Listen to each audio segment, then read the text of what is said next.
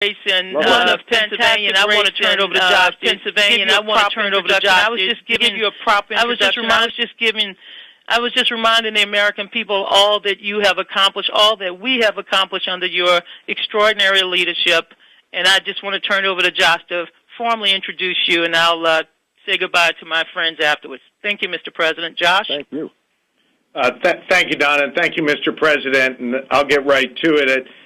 You know, in the President's second inaugural address, he said, we must act knowing that our work will be imperfect. We must act knowing that today's victories will only be partial and that will be up to those who stand here in 4 years and 40 years and 400 years hence to advance the timeless spirit once conferred to us in a spare Philadelphia hall.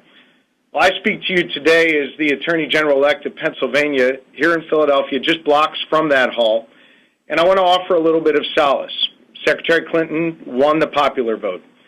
But you should also know that even in this battleground state where we lost the big race, here in Pennsylvania, folks voted for an attorney general who will protect people's rights, defend working people against a rip-off economy, and secure the gains we've made under President Obama. And that message won more votes than any other on the ballot. In other words, this progressive voice in a competitive race in what ended up being a red state still won. I want to say to those of you on this call that you have a voice, and it makes a difference, and it will be heard, and I encourage you to use it and run for office and not to let our future be shaped by others, that we all must do our part. You know, I am keenly aware of the anxiety that many Americans feel right now, and I'm determined to be a champion for Pennsylvanians. And as the incoming chief law enforcement officer here in the Commonwealth, I will do my part to protect people's rights, stand up for the values that make our country strong, and bring fairness to our justice system. But now it's up to you to do the same for your constituents, your members in your labor hall, the people who rely on your advocacy, and as the President would want us to, your communities that have yet to be organized. You see, if we hear the President's words and each do our part to strengthen our union, in our own ways, in our own communities, at a grassroots level, our reach, our power, and our effect will be endless. And so perhaps the lesson that we must draw from Tuesday is that we can't rely on others to do this work for us. We must be the change and do our part. Scripture teaches us that no one is required to complete the task, but neither are we free to refrain from it. This President has laid the groundwork. He has accomplished so much, and his vision continues to be a North Star for many of us. I know I will be guided by it, and generations of public servants will be too. We understood when the President came on the scene, and we need to remember now that we are required for change to happen. We knew it would take us, our work, our efforts, our voices. It wouldn't be just done by elected leaders. It would fall to each of us. And the leader of that effort, who has shown us time and time again the strength of the American people, a people he will always bet on and never bet against, is our President, Barack Obama. And it is my huge honor to introduce him at this time to this important group at this momentous moment to say a few words to all of us. Mr. President, the line is yours. Thank you for this honor. Josh, thank you for the amazing introduction, and thanks, Donna, for your wonderful work. Thanks to all of you for hopping on the phone. Look, first of all, I just want to say thank you. The incredible support you've shown me over the years has allowed me to do the good that we have done, and it is indisputable that the country is better off today than it was 8 years ago. I ticked off some of the reasons for that during the press conference that I had right before I got on the line here, and it's pretty hard to argue with. And in fact, the American people, based on their assessments of our performance right now, tend to agree.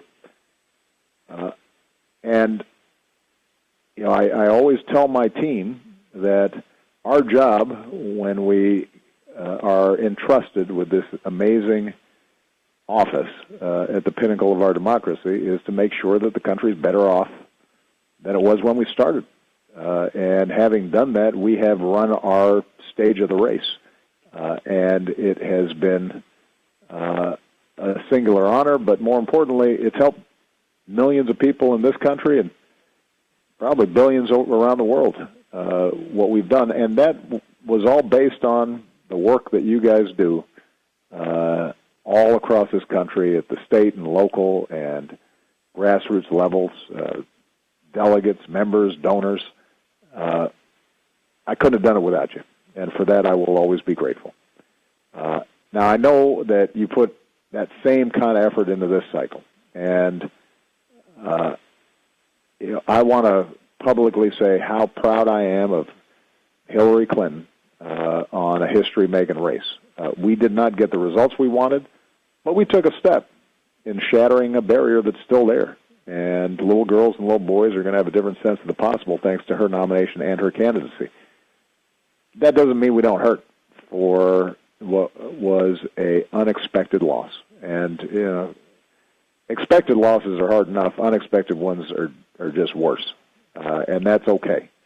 I was telling my team, you're allowed to mope for a week and a half, maybe 2 if you really need it. But after that, we got to brush ourselves off and get back to work. We got to come together and focus on a way ahead. And it's important that we do that in a way that's consistent with who we are as Democrats. It means that we're listening to each other, we're reflecting, we're asking tough questions, we're respectful of different points of view, we're basing our decisions on facts and careful analysis, and we're taking the long view, and we're strategizing. And in the months ahead, my hope is that we're convening Democrats at every level, from the DNC to local ward and town committees, to assess where we've fallen short and how we can build for elections, not just in presidential years, but every year. Because I've been on this for a while, and I said this in my press conference.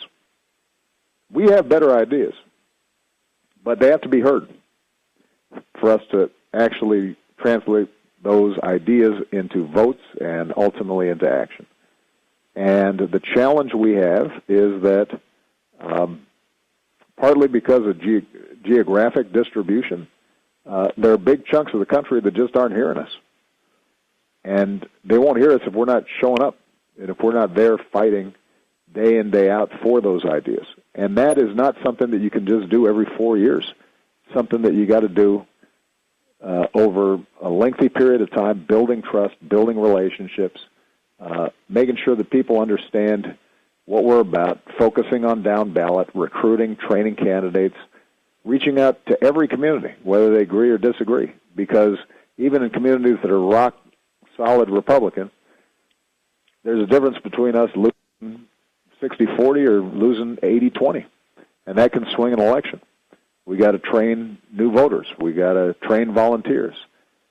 All that work has to be done. And look,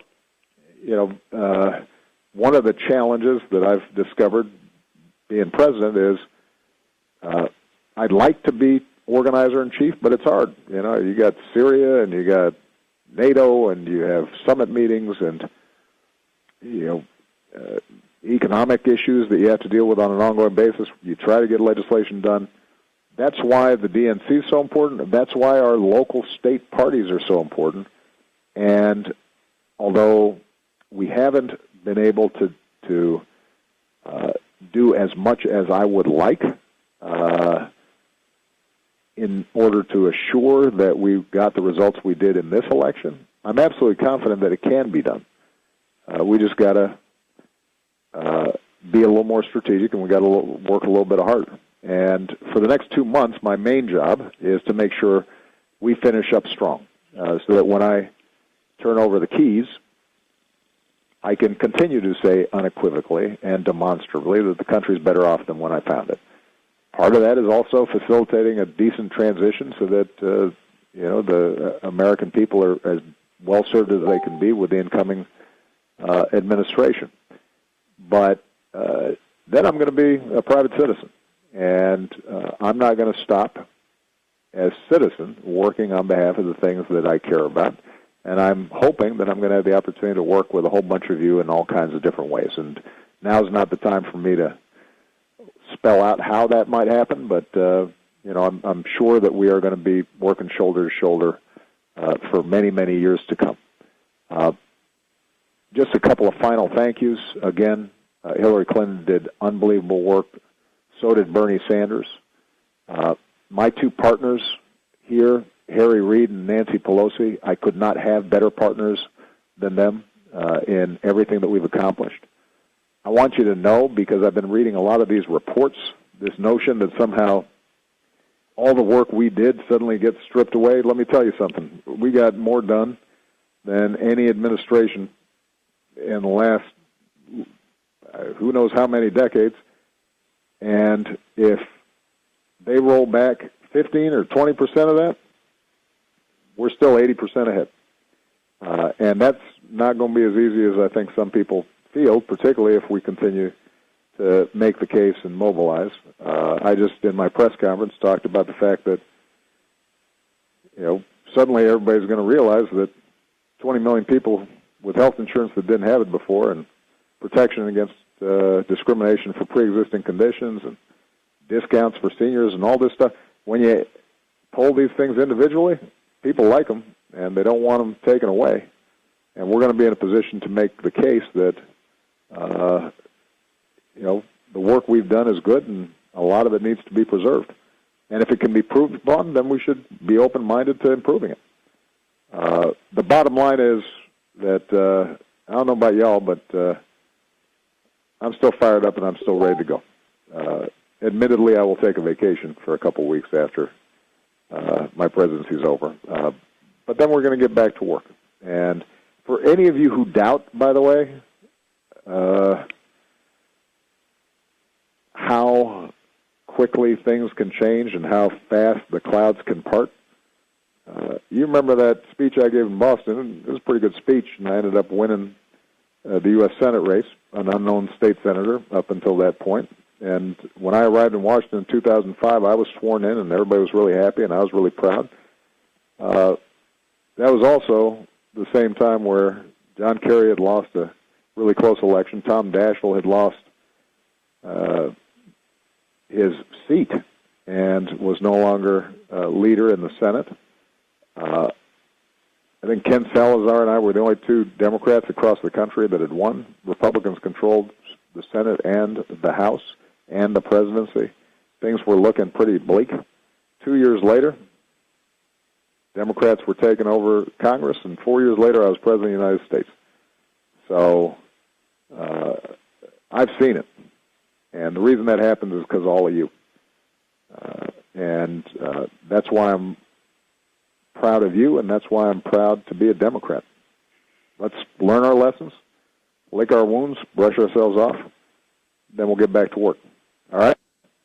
Thank you, guys. Thank you, Mr. President. Travel safely.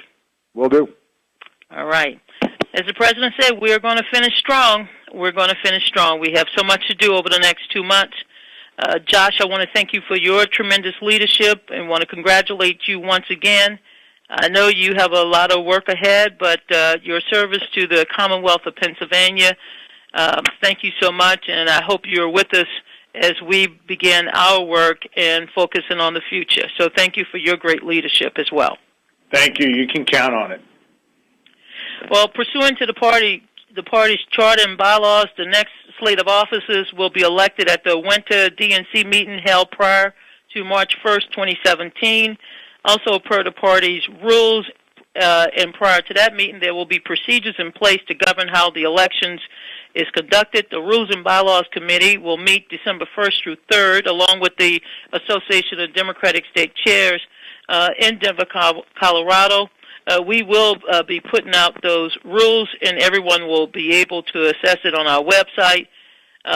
In accordance with the practice of past elections, these rules and information about the process will be made available to the press and to the public. I just want to say on behalf of the officers, I was unable to get them in the queue. I want to thank all of you once again for your service.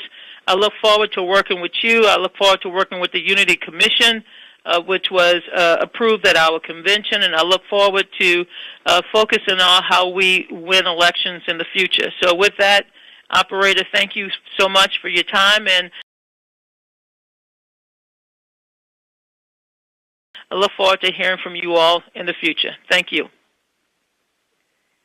That does conclude today's call. You may now disconnect.